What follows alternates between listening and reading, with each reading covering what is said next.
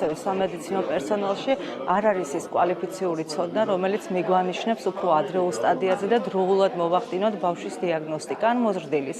ჩვენს რეალობაში ირგვლივ ყავს ერთეული შემთხვევები, პაციენტები, რომლებიც გახავთ არასრულად დიაგნოსტირებული და შესაბამისად მათი მართვა და მკურნალობაც არ გახავთ სრულფასოვანი. ჩვენ დავიწყეთ სკრინინგის პროგრამა, რომელიც მიზნად ისახავს ოჯახის ექიმების მიერ რეფერირებული შესაბამისი სიმპტომებით ბავშვების სრულ დიაგნოსტიკას.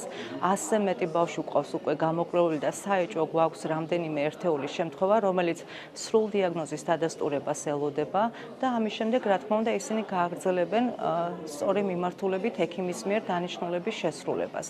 დაწყებული გვაქვს ეს კვლევა უკვე აჭარაში. კვლევა შეიცავს რამდენიმე კომპონენტიან სკრინინგს.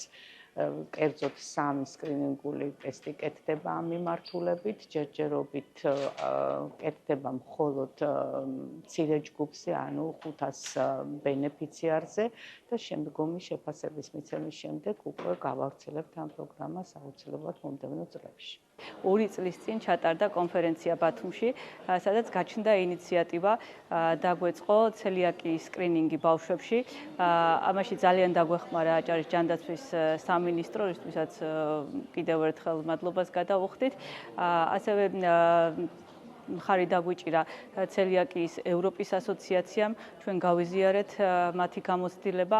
იტალია არის პირველი ქვეყანა, სადაც უკვე აქტიურია და მიმდინარეობს ცელიაკიის სკრინინგი, პედიატრიული სკრინინგი. დღესაც გვყავს სპიკერები, რომლებიც საუბრობენ იტალიის მიმდინარე პროექტზე და იმედი გვაქვს, რომ ეს პროექტი მუდმივად განახლებადი და განგრძობადი იქნება.